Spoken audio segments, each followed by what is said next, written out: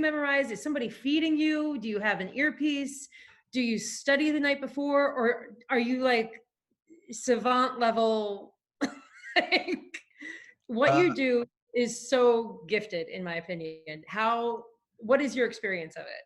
yeah, I I set a really high standard for myself off the bat because I was working the Red Hook Crit series, which you guys may or may not know of. I can see some of you. How many of you guys know what the Red Hook Crit series is? Show of hands. One. Anybody else? All right, down All right. there. Cool. So that series was a really tough way to get into bike race commentating, right? It was this massive platform with thousands of spectators in international locations, and it just set the bar really high for me to perform really well. And so my approach was basically memorize the start list and then try to find identifying factors of any rider, so I could quickly like tell who they were. And then my own bike racing experience became very handy. As Christine mentioned, I was a Cat 1 on the road and cross and track. And so even though I was never a professional rider that you would have known or read about, I did a ton of races. And part of my experience was I was really good at reading races. You know, I didn't have the Rassan Bahati finish or the Justin Williams kind of finish kick, but I could be there, and being there is half the battle. And so I could read stuff, and I knew when riders were riding well or not. And being in the crit, when it was super high pressure for me to perform well, it just really refined my skill set in that way. And splitting off into the velodrome, that was really circumstantial, you know, with the change in the guard of the executive director there. I had the opportunity to be the commentator, which was a great opportunity and I'm really grateful for. And then that helped me get into doing other US races that are a little bit larger. But it's a really tough gig, but I'm really happy to do it. And as far as really answering your question, I mean, I guess I don't have anybody in my ear telling me who is doing what. The most help I get generally would be in a Madison with Casey telling me sort of a points rundown really quickly, so I can tell people what the points within the race are. But I've also become pretty good at being able to score a points race while commentating it. And yeah, it's really just looking at people and trying to read it like I was in the race. And yeah, I don't know. I guess I wouldn't call it a savant thing, but it's just like, I just know who people are. Right. So I can just talk about it. For those of you who don't know what the Madison is, there is a bike race where there are teams of two and you slingshot each other around the track. Mm-hmm. So if that's not complicated enough, you're not trying not to crash into each other. The race is also a points race. So for example, say it's 100 laps, every 10 laps, there's a sprint for points. One of those two people is going to go for the sprint, and this guy keeps track of all of it. Yeah. I It's have one of been the, asked to leave the Madison because I was lapped so many times. I made it very confusing for the commentator in Seattle. So you gave it a go though. You know, I mean, staying upright in a Madison is quite the accomplishment. So did get a silver at nationals though. Very impressed with myself there. there you go. And I didn't slip off the track. Yeah. Can you tell us a couple of, or the most exciting, surprising moments you may have seen in a race, and not a horrific accident? No, accidents aren't really that great. No. They're not good for the sport. They're not good, obviously, for the athletes. You know, I think that a lot of social media sensationalizes crashes, but I don't. And unfortunately, that I learned that through the Red Oak Crit, right? Like, if you Google the Red Oak Crit, the first thing you'll find on YouTube are crashes. Whereas the beauty of that sport and the beauty of a fixed gear criterium is similar to a track race, where like you have 1 year and you have to like really have finesse on that gear in order to do well. I'm sorry, what was that? Oh, I think somebody just was off mute. Gotcha. Anyway, so the finesse is really important, right? Like cadence work it's just that nuance of that makes the sport so beautiful. Um, I really like when the underdog wins. So like in the Red Hook Crit, we've had some very strong athletes come through. Um, but there were times when there was a girl, Ash Dubin, Hmm. from Austin, Texas, and she won in Barcelona um, 1 year over Ainara Busto, and Ainara is effectively a continental pro in Europe, and she was dominating the series. And Ash was working full time for Frog Design, which is a pretty big design institute down in Austin, and she was doing some consulting in Seattle at the time. So like she was all over the world, like literally riding her bike in hotel rooms, getting ready for Barcelona. And she ended up coming to the race. She made the split by bridging across to it, which on a track bike is really hard, especially in a criterium. And then she ended up out sprinting Ainara really through tactics moreover than power or speed. And like tactics, when tactics win, I love that. You know, Yeah. that's the coolest thing ever, because that's also how I would win. You know, again, I was not explosive. I couldn't wait for the finishing kick. So I had to outsmart everybody in order to get a result. And it's totally possible in a good bike race, especially on a fixed gear bike, um, when you can really understand your opponent's weaknesses pretty quickly through body language. And that's exactly what Ash did. Another one was when Casey beat Anata as well in Barcelona 2 years before that, which is cool because Casey was working the event, and then she ended up racing in Barcelona, and she outkicked Ainara as well, completely through tactics. She just like rode the better line through the last two turns and was able to hold on. So that's fixed gear crit racing results. And then stuff on the track.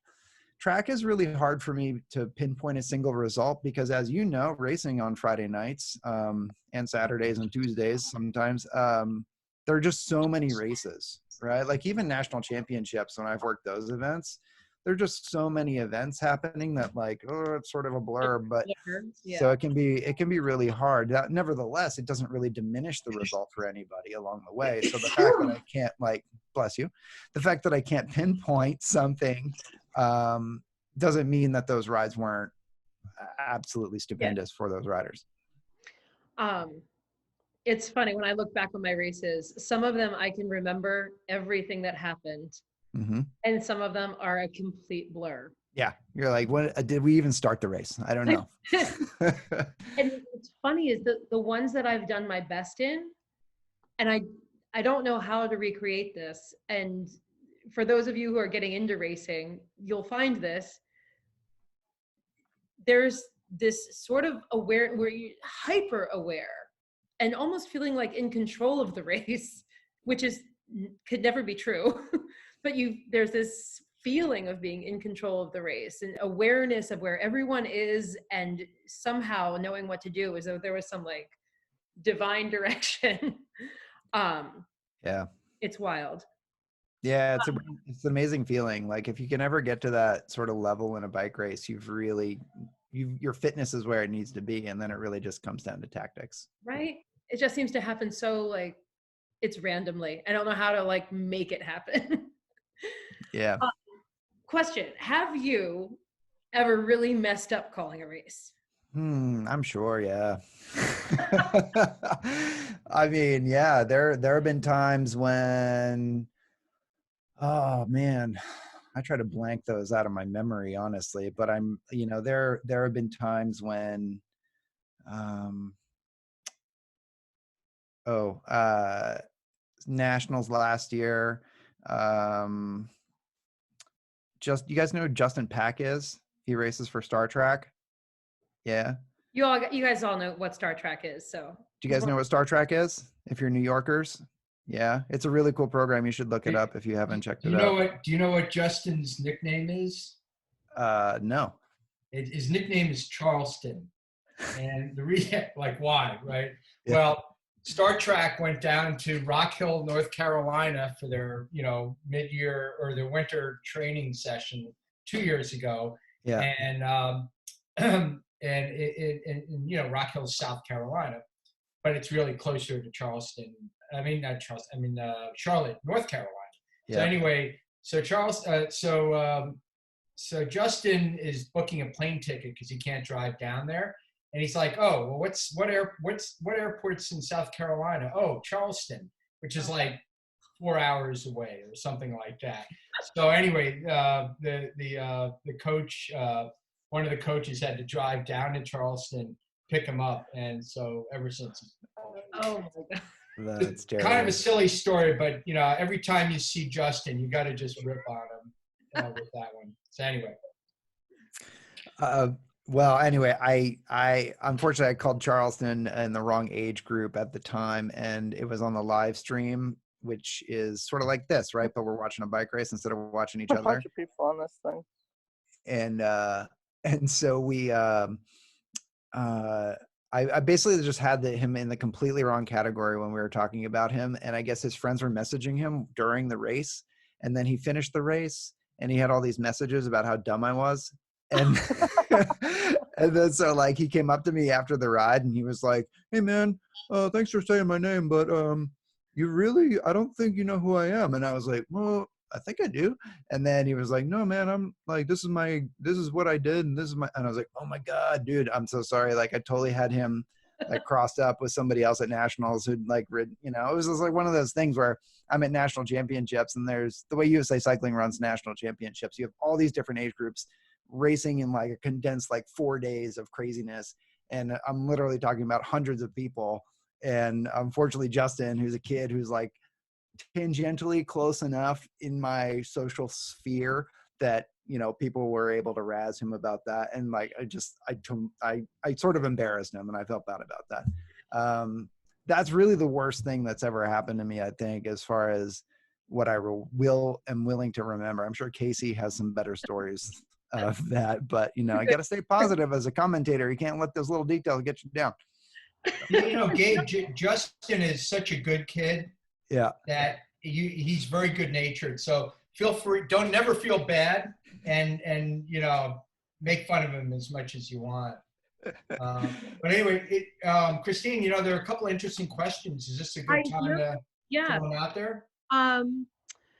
One question from Karen Ampersand is, what is the correct pronunciation of Christine's last name? Christine, you always get me on this one.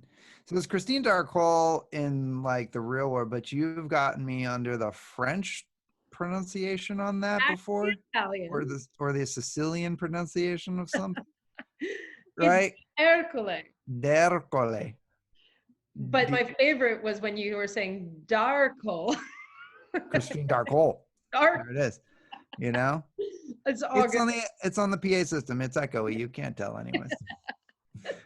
Yeah. I was laughing while racing when I heard you keep saying my name during. That's okay. That's that contrast that with all the Masters riders who apparently can't hear me at all during the elimination and just keep going around in circles for like laps and laps and laps. Do you guys know what an elimination race is?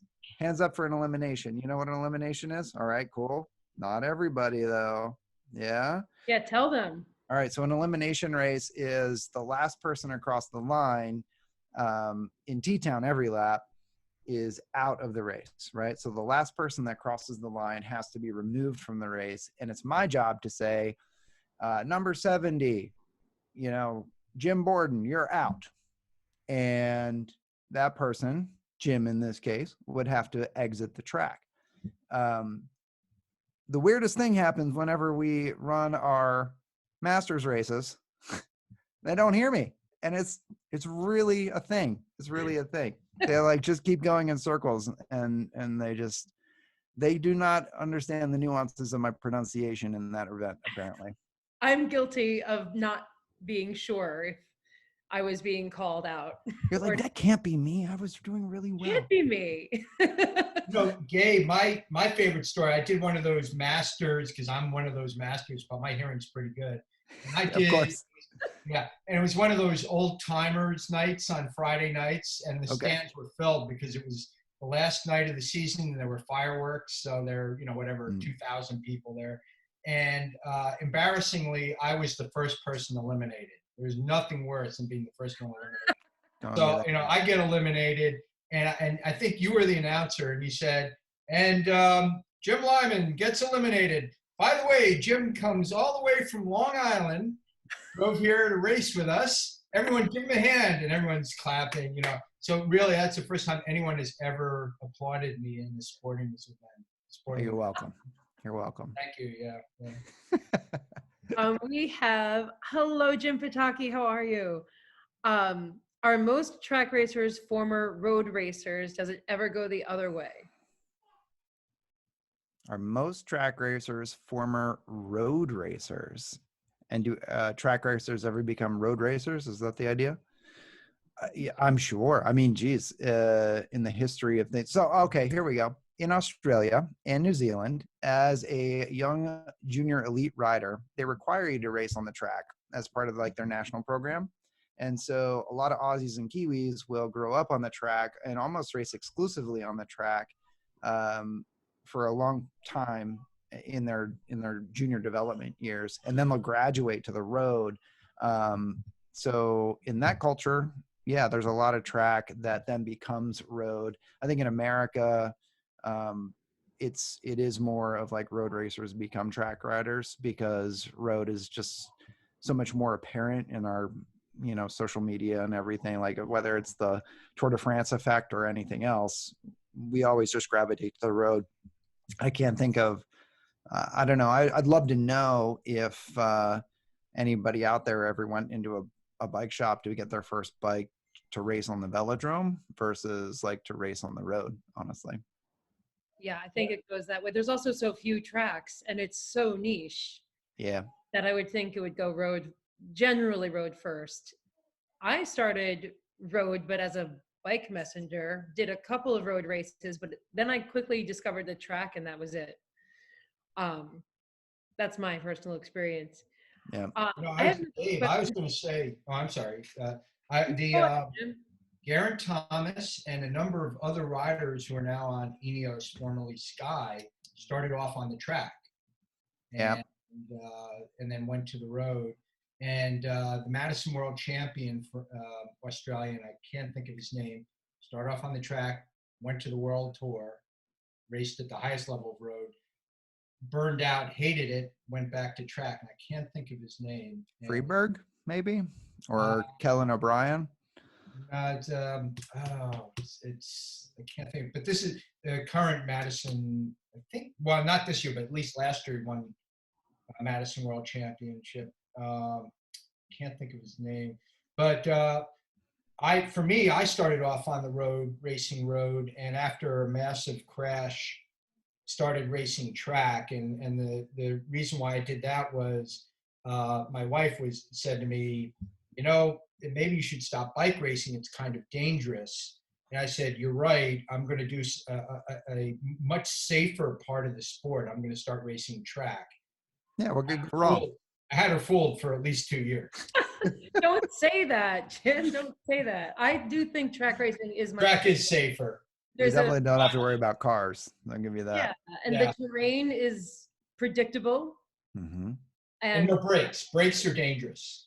I'm quite afraid to get back on the road. I wouldn't say afraid, but I'm like, I just prefer to stay on the track where I know people are going to finesse their speed and nobody's going to tap the brakes. Gabe, from your vantage point, I am sure you get to see a lot of painfully ridiculous mistakes that riders make, where you just must be like, oh my God, you could have had it. Like, why didn't you stay? Is there, like, this is probably not answerable, but I'm wondering, is there a mistake that you see repeatedly? Yeah. Oh.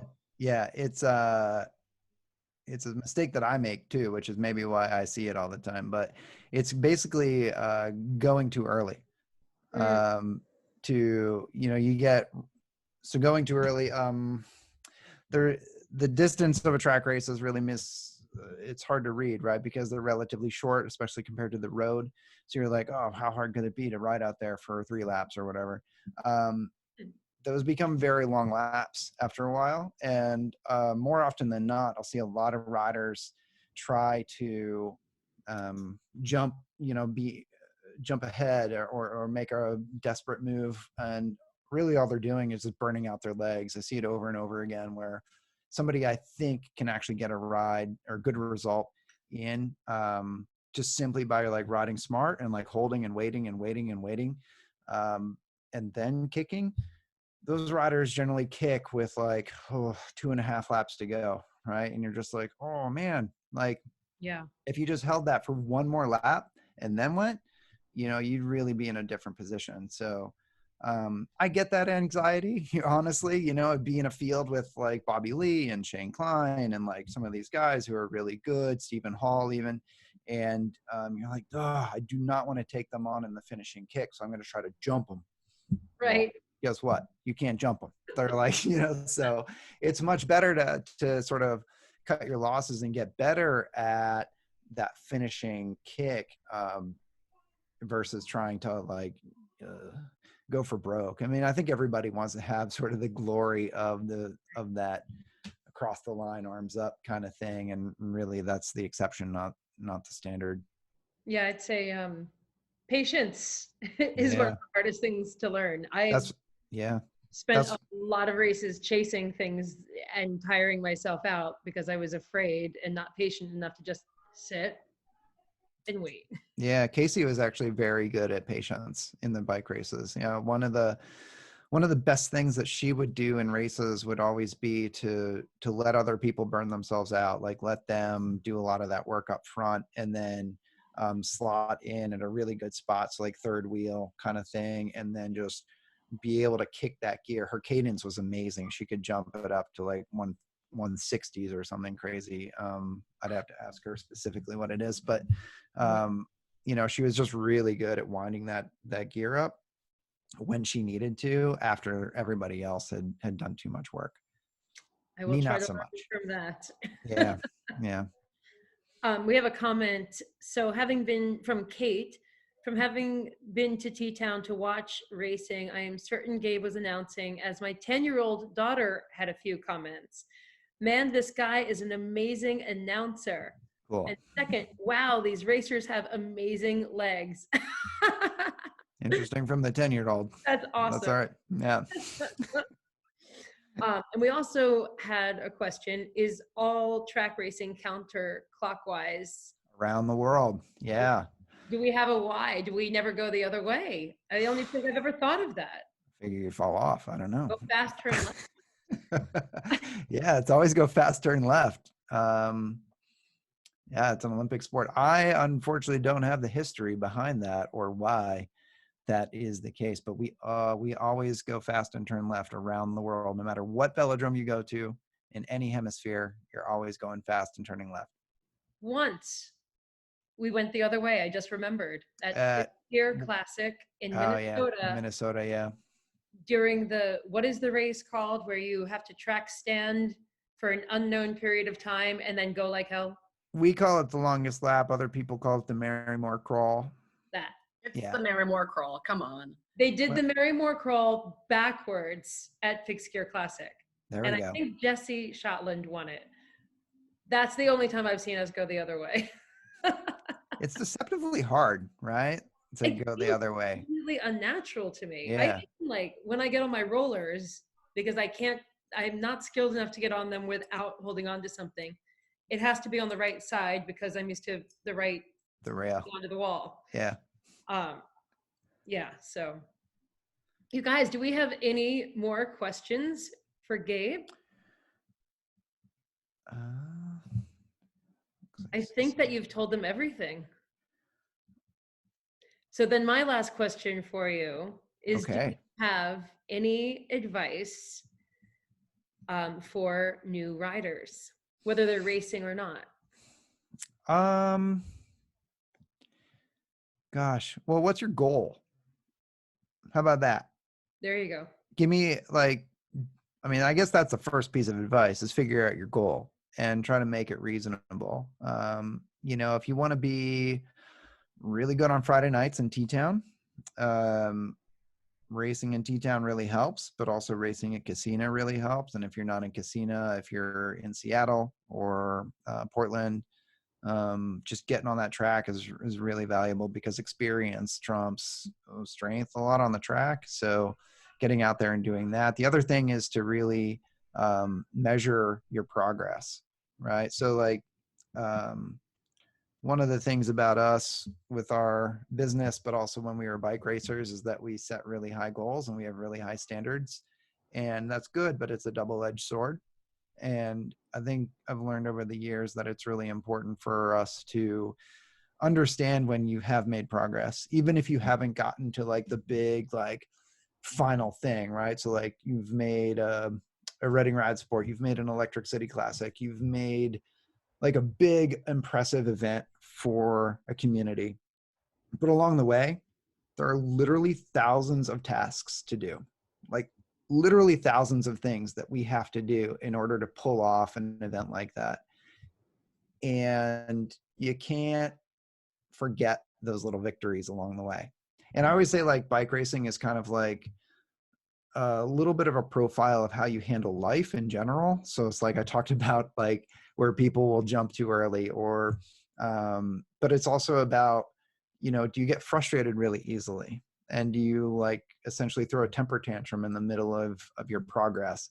If you can learn how to be really objective and slow sometimes, that helps you go faster because you're understanding like your weaknesses and then you can address them and actually deal with the things that are slowing you down, right? Like if you just blindly like smash your head against the wall of life and you don't really understand why the wall's there, you know, you can, if you step back, slow down and be like, oh man, if I learn how to like go around the wall, I'll be better, right? And that's sort of like, that's what bike racing is, but that's pretty much like what your life can be too. True. So, Everything you just said is very in parallel to things that many of these people have heard me say in class many cool. times. I agree then. Yeah, I love what you just said. We have we have time for like, we can go for like another couple minutes because I know that we're over now. No, we have no predictions on when racing is going to begin again. We really don't know. Yeah. I think we can answer this one together. How do you overcome the incredible fear just to get on the track? I would say you just get on the track. Yeah. Sometimes you just got to do it. And sometimes it's all right to just do circles on the apron before you get on the bankment, right? You hear Like that, Carrie? Yeah. Whoever needs that advice, the advice is it's okay to ride on the apron, right? Like you're still out there, you're still doing it. And as long as you go through the motions, eventually you'll get enough speed that you can get up on the banking and you'll start to ride on the actual track. But you got to at least start somewhere. Yeah. So do it. I mean, I'll from my experience, my first time riding on a Wood 250 up in Milton, I don't know, about 4 or 5 years ago, I only had ridden at T-Town. So, you know, it's a much different game with the banking being, what is it? I think 53 degrees on that track. And so for me, and they don't let you, at that track, they don't let you practice. You just get out there and race for insurance reasons. So anyway, yeah, it's crazy. So for me, what I did was, the first thing I knew was you had to keep your speed up, right? Because the slower you go, the more upright you are. And when you're more upright, you strike a pedal or you slip down the track. So first thing, don't go too slow when you're actually on the track. So just go at least about, 17, 18 miles an hour. Although T-Time you could probably do 13 miles an hour just because it's not banked as much. And then the next thing is, yeah, as Gabe said, do a couple of turns on the blue area, in the out of bounds area, and then go into the sprinter's lane or that first part of the track and do some laps there and just stay down there. And then before you know it, you just work your way up, and then eventually, you go up to the stayers line, which is that line in the middle of the track. And then when you get more comfortable, start riding on the rail, right next to the rail, and just doing circles around that. So yeah, you gradually work your way up. Yeah, and I'll say too, remember I was a Cat 1 on the road. So if you guys aren't familiar with categories within USA Cycling, that means that I started as a Cat 5, which is super novice, and then I had to become a 4, then a 3, then a 2, and then a 1. And you get those upgrades through results. And so I had done a few hundred bike races before I'd ever gotten on the track. And I have to say, I had to go through the exact thing that Jim just talked about, right? So, like, I don't think you guys should think that, oh man, this is intimidating, I can't do it. Like, it's intimidating for everybody. So don't let that fear like be the reason that you don't give it a shot. You know, it's intimidating for everybody, and including guys who have raced 100 bike races or more. So go for it. I say I still, every time I get on a track, I'm like, okay, here we go. Like when it's the start of the new season, especially on a wooden track, because the wooden tracks are steeper than the cement tracks. Yeah. Every time I go into the first turn and I'm like, okay, you better pick up your pace a little bit so you don't fall like the first time you did in LA. And I feel like I have a little fire under my ass, and like this huge surge of anxiety kicks in. And then I keep going and I settle in. But I'm like, I've been racing on and off since 1996. Like, and I still have that moment. But I will add to what we've all said here that something that really stuck with me that has been said many times before is that nervousness and fear is the same physiological sensations and experiences that go with excitement. And if you are able to catch yourself in the moment of fear and say, I'm actually excited. I'm not afraid, I'm excited. And use your words to change the chatter that way, you just might let yourself enjoy it. Yeah. Yeah, 100%. We have one more question. How are you still training with no races scheduled? Oh, that's for me. Unless, Gabe, are you training? I wish. You ever gonna race again? Not right now. I've been surprisingly busy. I, in addition to commentating, I also manage the social media for the track and for Rad Sport and for Electric City Classic. And then we also run a cyclocross series. So, yeah, the world seems to have slowed down, but not over here at Longtail Creative. So unfortunately, I am not training. How about you though? Are you training right now? I'm training really hard. Nice. I almost threw up today. Nice. All right. And a lot of my training right now is it's this longer stuff. I love Missy Erickson, but I ask her every week, why am I doing 2.5-hour rides when my races are the longest might be what, 80 laps? Is that like 15, 20 minutes? That endurance base. But do I have to have that much endurance? Because it hurts my butt. You need it. Really? It's not only endurance in the race, though. It's an afternoon of racing. So that endurance ride gets you through 4 races. Wait a second. At least that's the way my coach I have to interrupt us. Tara Parsons is here. Hi, Tara. Oh my gosh. Okay, guys, we have to take a detour for a second. All right, let's do it. Tara Parsons and I started racing together in 1996 at Casino. I have photographs on my kitchen table right now of us. Hang on. Oh my God, you're amazing. Oh, wow, we're getting the photos out and everything. You know, it's been like a whole walk down memory lane these last many weeks, like sheltering at home, you know, so why not? Has anybody been like calling old friends randomly? Yeah, show of hands of doing that. Has anybody done that? Nice. All right. Good. Do it. If you haven't put your hand up, give it a shot. It's kind of cool. You're like, oh man, I haven't talked to you in 15 years. What's up, man? Yeah, it's pretty wild. Yeah. Tara, I remember riding, doing like CRCA races around you. Yeah. That's right. Yeah. I'm still on the board in CRCA. It's still Awesome. really active. I mean, not currently, Sure, obviously. of course. Yeah, We're taking a little, sleepy time, as we all are. as we need to. Yep. Yep. Yeah, well, that's great. Wait, Tara, I don't think you can't even see. Can you? It's too dark. What is that? That looks like a casino. Huh? Photograph. It was old Casino. Yeah, Wow. There you go. Casino. Oh, yes. Wow. We were on that same team together. Nice. Oh wait, you are not in this picture. Oh, I'm so mad. I'm so mad. But you guys, some tracks are not very steep. That's right. And this is Casino before it had a railing. Yeah. That's cool. That's awesome.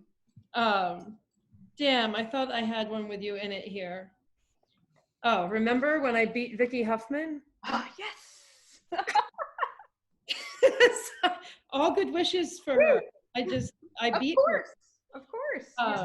While you're looking for those other photographs, someone had asked about Star Trek. Sorry. And That's not what's happening with Star Trek, and they're on hold right now, and basically because they're relying on city parks and to use Casino until the city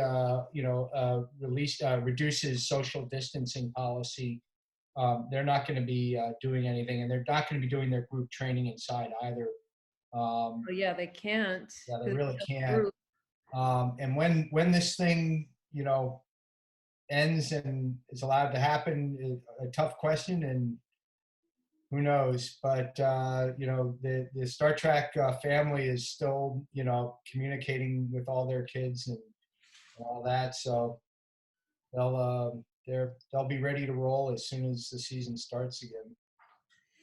Well, it is definitely our hope that nobody loses their interest or their mojo to continue racing. And we all will accept that we don't know where we're going to be because we're starting the season from having been inside and training in a completely different way. We haven't been to the gym. We're lifting gallons of milk instead of weights and picking up plants in order to do squats. And some people are, I'm not. And, we're all just going to have to adjust. And that goes for anyone who's running marathons, any of these sports that we are engaged in. Somebody asked me the other day about how to stay motivated when all these races have been canceled. And I said, but they're postponed. They're just postponed. That's it. You just keep moving. You maintain. And we all accept this year is just going to be different and move on from there. Mm-hmm. Gabe, do you have anything to leave us with? Brilliant words. Pressure's on. I think right now, in this state of affairs, the motivation is one of the most valuable things that we can hold on to and find. So I think, think about the things that help motivate you to be positive and to keep going, right? Like to whether that's taking your classes on Peloton, to lifting pots at home, that whatever it takes really to make sure that we all get through this thing. And I was sort of joking earlier about calling friends that you haven't talked to in 15 years, but I mean, if that's something, reaching out to somebody is something that helps keep you positive and moving forward from day to day and keeping your mojo strong, then give it a shot. Nobody's going to be mad at you for giving them a phone call and saying hi and hanging out. So right now we're all in this together, and you guys are super lucky to have somebody like Christine to really help guide you through some of this stuff and really use her as a resource, because she can really find the light. Thank you for saying that. Gabe, thank you so much. Well, thank you guys for having me. It's really been fun. I hope you guys learned something today. Thank you for that. I appreciate it. And thank you all for tuning in. Maybe we can do it again sometime under different circumstances, like at the handlebar. That would be great. Yeah. Jim, thank you so much also for putting this together. You guys, thank you. everyone, and we'll set something up for next week. Maybe we'll have Tara Parsons. There you go. Good night, Okay. guys. Love you. Thank you guys. You're an Appreciate it. inspiration, Christine. Love you.